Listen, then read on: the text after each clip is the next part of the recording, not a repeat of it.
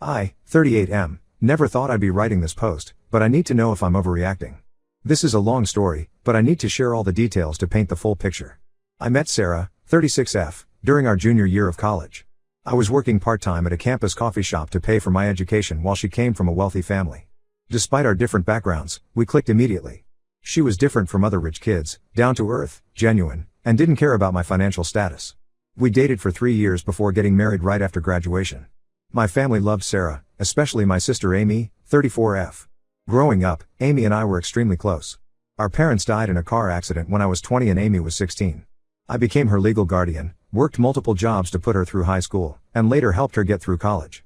We only had each other, so when Sarah came into our lives, I was overjoyed that Amy finally had a sister figure. Sarah's family was a different story. Her father owned a chain of luxury hotels, and her mother came from old money. They never approved of me. At our wedding, her mother made several comments about how Sarah was marrying beneath her status. I ignored it all because Sarah stood up for me and assured me that our love was all that mattered. The first few years of marriage were perfect. I worked hard and climbed the corporate ladder while Sarah started her own interior design business. We bought a modest house, which Sarah turned into our dream home. Amy lived with us for a year after college when she struggled to find a job. Sarah and Amy became inseparable, shopping together, taking weekend trips, and sharing everything like real sisters. When Tommy was born 5 years into our marriage, everything started changing. Sarah's parents became increasingly involved in our lives. They bought expensive gifts we couldn't afford, made comments about our middle-class neighborhood being unsafe for their grandson, and constantly pressured me to join their hotel business. They wanted us to move closer to them, send Tommy to private schools they chose, and basically take over our parenting. I stood my ground because I wanted to raise my son normally, not in their privileged bubble. Sarah initially supported me but gradually began siding with her parents. We started having arguments about Tommy's future. Her parents would show up unannounced, reorganize our house, and criticize everything from my long working hours to the brand of diapers we used. Then came that day I'll never forget. I was at work when I got a call from Tommy's preschool saying Sarah hadn't picked him up. Concerned, I left work early. When I got home, the house felt wrong. Walking through each room, I realized certain things were missing: photos, documents, some of Sarah's clothes, Tommy's favorite toys. I called Sarah repeatedly but got no answer. Her phone was off. I called her parents, who claimed they hadn't heard from her. Amy rushed over and helped me search the neighborhood, call hospitals, and file a missing person report. The police initially didn't take it seriously, suggesting Sarah might have gone to visit family. Days turned into weeks. I hired private investigators, posted on social media, contacted every friend and relative. Amy helped organize search parties, put up missing posters, and kept the social media campaign active. Sarah's parents acted worried but something felt off about their concern. For 8 years, I lived in limbo. I kept Tommy's room exactly as he left it, with his favorite stuffed dinosaur still sitting on his bed. Every birthday, I bought him presents and stored them in his closet. Every Christmas, I set a place for him at the table. Amy would sit with me during these moments, holding my hand and promising we'd find them. I dated a few times over the years, but every relationship failed because I couldn't move on. How could I when half of my heart was missing? I threw myself into work, built a successful career, but success felt hollow without my son to share it with. Throughout these years, Amy remained my rock. She moved to a house nearby to help me cope. She organized birthday memorials for Tommy, kept his case active on missing children websites, and never let me lose hope. Or so I thought. Last month, after my promotion to CEO made local news, I received an anonymous email. The sender identified herself as Sarah's former assistant and attached recent pictures of Tommy, my son playing soccer, at school events, celebrating birthdays, all moments I should have been part of. She revealed that Sarah had been living in Switzerland, and dropped the bomb that shattered my world. Amy had known their location all along. The evidence was undeniable. Bank transfers, email exchanges, travel records, everything showed that Amy had been actively helping Sarah hide. She visited them regularly, spent holidays with them, all while watching me suffer and search. She even helped Sarah set up her new life abroad while pretending to help me look for them. When I confronted Amy, she broke down. She admitted everything but claimed she did it to protect Tommy. Said Sarah had convinced her that I would ruin Tommy's life with my middle-class values and stubbornness. The same sister I raised, put through college, supported through every hardship, had betrayed me in the worst possible way. I haven't spoken to Amy since that day. I've hired international lawyers to help me find my son. My friends say I'm being too harsh, that Amy was manipulated by Sarah and her family. But how do you forgive someone who watched you suffer for 8 years? Who helped keep your child away from you? Am I the asshole for cutting my sister out of my life? Update 1 First, I want to thank everyone who commented on my last post. The support and advice helped me stay strong through what came next. A lot has happened in these 2 weeks, and I need to share it all. My lawyers finally traced Sarah and Tommy to an affluent suburb of Geneva, Switzerland. They've been living in a massive villa overlooking the lake. Sarah remarried a Swiss businessman named Marcus 3 years after leaving me. Tommy is now 13, goes to an elite international school, and mainly speaks French and German. He understands English but isn't fluent anymore, another connection to me that was deliberately erased. The legal process is moving forward, but international custody cases are complex. Switzerland has different laws, and Sarah's new husband has a lot of political connections there. Still, my lawyers are confident about building a strong case, especially with the new information that came to light. Last week, Amy showed up at my office unannounced. Security called to ask if I wanted to see her, and something made me say yes. She looked terrible, like she hadn't slept in days. She carried a thick manila envelope, and before I could tell her to leave, she started revealing things that made my blood run cold. Sarah's parents had orchestrated everything from the start. They paid Amy $50,000 to help with their plan, money she desperately needed because of a gambling addiction I never knew about. She showed me bank statements proving the payment, emails discussing the plan, and even a contract Sarah's parents made her sign. The contract outlined her role in helping Sarah escape and maintaining the deception. Amy explained how Sarah's parents had been working against me for years before Sarah left. They tried bribing me multiple times through different business associates, offering me money to walk away from the marriage. I never knew because I always shut down any conversation about selling my company or joining their business. The most shocking revelation was about Sarah's second marriage. Her parents had introduced her to Marcus at a charity gala 6 months before she left me. They had planned everything, the timing, the escape, even which school Tommy would attend in Switzerland. Sarah's mother had already bought property there and set up bank accounts. Amy also revealed the lengths Sarah's parents went to destroy me. They hired private investigators to follow me for 3 years after Sarah left, hoping to find evidence of anything they could use against me if I ever found them. They tried planting drugs in my car once, but their plan failed because I sold the car a week before they could do it. They even paid people to try to seduce me, hoping to prove I had moved on and didn't care about finding Tommy. Through her tears, Amy told me about her monthly contributions to Tommy's life. She'd been using part of her salary to buy him gifts, telling him they were from me. She showed me pictures of Tommy opening Christmas and birthday presents, thinking his dad had sent them. She claimed she did this because she felt guilty about keeping him from me, but it just made me angrier. She had no right to pretend to be me. The worst part of all was learning what Tommy believes about me. Sarah created an elaborate story about me being abusive and unstable. She used my career success against me, telling Tommy that I cared more about money and power than family. Every promotion I earned while searching for him became proof in her narrative that I had abandoned them for success. Amy broke down completely when she showed me videos of Tommy. He's in his school play, scoring goals in soccer matches, winning science competitions, all these moments I should have witnessed firsthand. She kept these videos from me for years while watching me suffer through every missed milestone. She claims she's trying to make amends now. She sold her house and wants to give me the money for legal fees. She's offered to testify against Sarah's parents and provide all evidence of their conspiracy. She says she realizes now how wrong she was and that she was manipulated by Sarah's family. My friends think I should reconsider cutting her off since she's trying to make things right. They say her evidence could be crucial in getting Tommy back. But every time I look at her, I see every Christmas morning I spent alone, every birthday I celebrated with an empty chair, every night I lay awake wondering if my son was safe.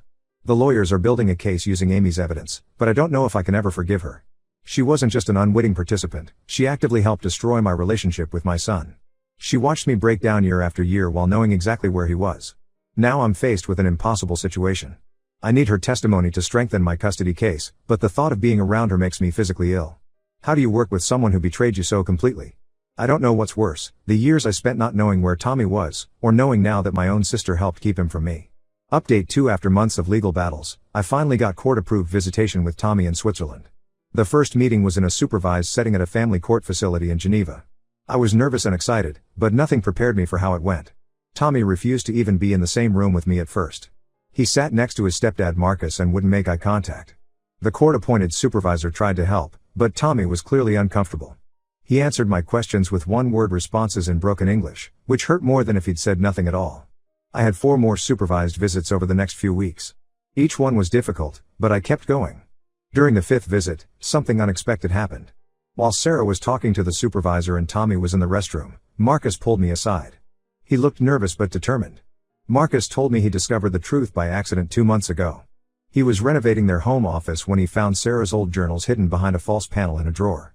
He read them and learned everything: how her parents orchestrated my son's kidnapping, how Sarah knew I was a good father, and how guilty she felt about leaving. He showed me photos he'd taken of the journals on his phone. Sarah had written detailed entries about watching my TV interviews during the search, about nearly calling me countless times, and about lying to Tommy. She wrote about her parents' manipulation and pressure, documenting how they threatened to cut her off if she didn't follow their plan. Marcus turned out to be different from what I'd imagined. He genuinely had no idea about the truth when he married Sarah. Like everyone else, he believed her story about escaping an abusive marriage. He started secretly recording conversations after finding the journals, gathering evidence of Sarah's lies and her parents' involvement. The most damning evidence was a recording from a private party at their house. Sarah's father, drunk on expensive wine, bragged to his friends about how they got rid of the middle-class son-in-law who was embarrassing their family. He laughed about how easy it was to manipulate Amy with money and praised Sarah for playing her part perfectly. Marcus gave me copies of everything, the journal photos, recordings, emails, and bank statements showing payments to various people involved in the conspiracy. He said he tried confronting Sarah once about the journals, but she destroyed them and threatened to take Tommy away from him too if he ever mentioned them again. This revelation led to a huge fight between Sarah and Marcus. She found out he had contacted my lawyers and completely lost control. She tried to take Tommy and run again, but Marcus had already warned their household staff and security. Tommy witnessed her meltdown, heard her screaming about the lies, and locked himself in his room. For 3 days, Tommy refused to come out except for food. He missed school and wouldn't talk to anyone. Marcus told me that after he finally emerged, Tommy started asking questions about me. He found old family photos online and spent hours looking at pictures from when he was a baby. His whole reality was crumbling. Sarah's carefully constructed narrative is falling apart. My lawyers are using Marcus's evidence to build an even stronger case. Sarah's parents are facing criminal charges in multiple countries for international kidnapping and conspiracy. The evidence of their bribery attempts and harassment has made things worse for them.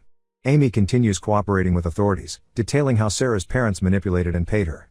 While her testimony is helpful, I still can't bring myself to speak to her. Marcus says Tommy asked about her recently, wondering why his aunt helped hide him from me. I've rented an apartment in Geneva to be close to Tommy during this process. Marcus has been surprisingly supportive, helping create opportunities for Tommy and me to spend time together. Sarah is still trying to maintain control, but her influence over Tommy is weakening as more truths come out.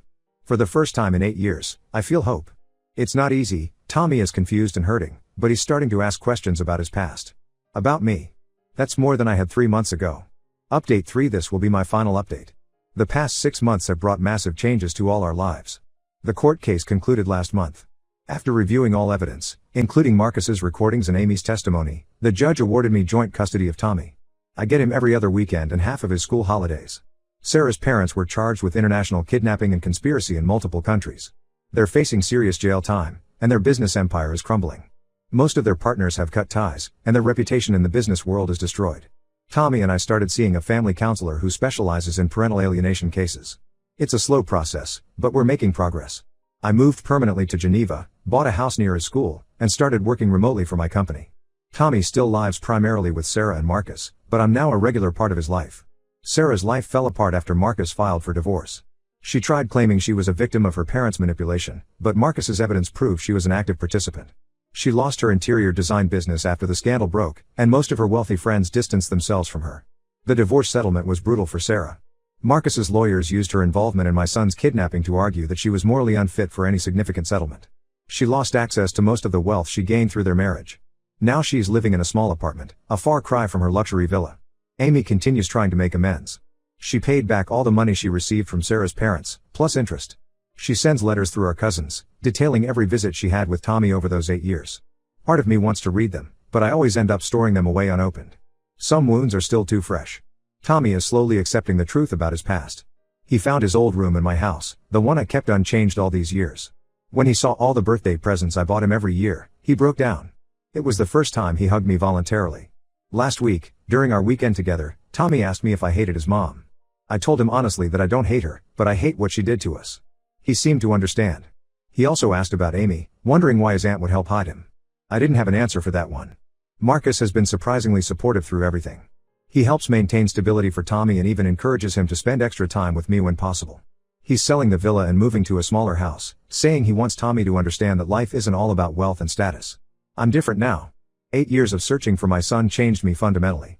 The betrayal by Amy and Sarah's manipulation taught me hard lessons about trust.